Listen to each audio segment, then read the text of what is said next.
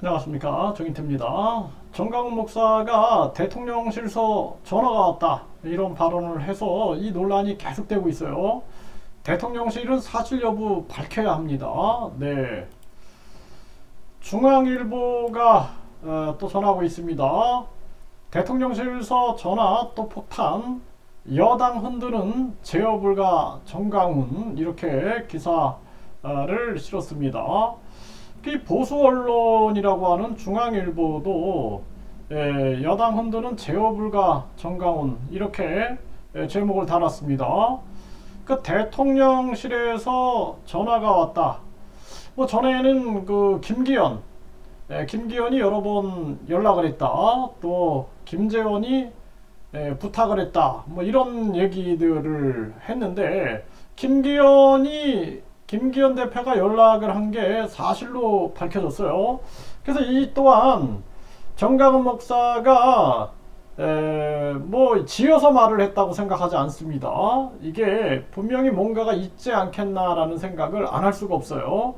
이거는 대통령실에서 여부를 밝혀야 될 정황이다, 이렇게밖에 볼 수가 없습니다. 이 큰 문제는 대한민국 대통령실, 대한민국 여당이 이 한 종교인에게 계속 이렇게 끌려다니는 모습을 보인다라는 것 자체가 대한민국의 큰 위험이 될 수 있다라는 것입니다. 네, 아이뉴스 24에서도 대통령실에서 전화받아 정강훈 목사의 커지는 영향력. 네, 이제는 뭐 국힘이 아니라 대통령실로 지금 이렇게 올라가고 있는 정황이죠.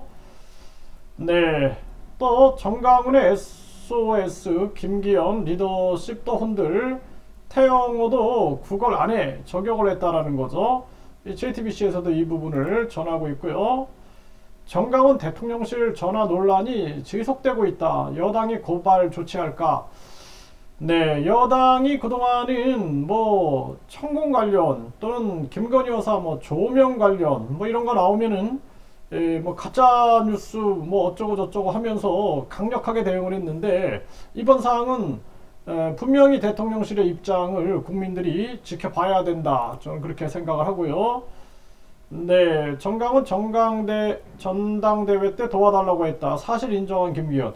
여기서도 이제 김기현이 인정을 했죠, 사실을. 네, 그래서 이번 사안 같은 경우에도 확실하게 대통령실이 사실 여부를 밝혀야 된다, 이렇게 말씀을 드리고, 국힘도 그 부분을 명확하게 촉구를 해야 한다, 이렇게 보입니다. 네, 정강훈 전대 때 김기현도 도움을 요청했다. 그 터무니없는 요구에서 거절했다 그러는데, 공천관리위원장 인선 관여를 요구했다. 이게 있을 수 없는 일이에요. 네, 이 공천이라는 것은 사실상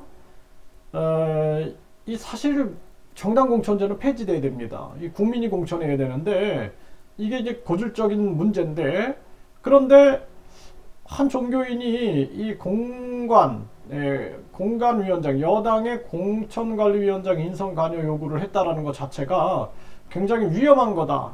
그런 생각을 안 할 수가 없어요. 네, 국힘 점령작전에 먹혔나? 네, 정강훈의 점령작전에 먹혔나? 구구에 휘달리는 여당, 한겨레에서도 이렇게 전하고 있습니다. 계속 논란의 대상이 되고 있는 그러한 모습이에요. 그래서 전에 김재원 수석 최고위원도 자신이 이렇게 뭔가 부탁을 했다.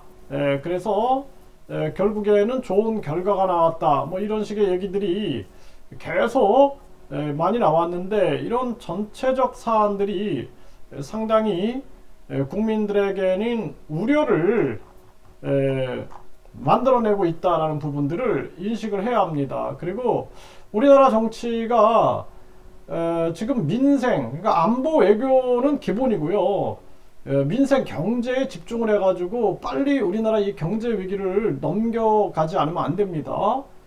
그렇지 않고 지금 이러한 불필요한 갈등 속에서 대한민국이 혼돈을 겪으면 안 된다. 저는 그렇게 보고 있어요. 그래서 우리나라는 가장 중요한 측면들이 지금 빨리 경제 위기를 극복하고 그리고 이제는 국민 주권 정치를 열어야 된다. 어떤 특정 세력들이 정치를 좌지우지하지 말고 국민들이 주권을 가지고 우리가 움직이지 않으면은 아주 위험한 상황으로 갈 수 있다는 생각을 안 할 수가 없습니다.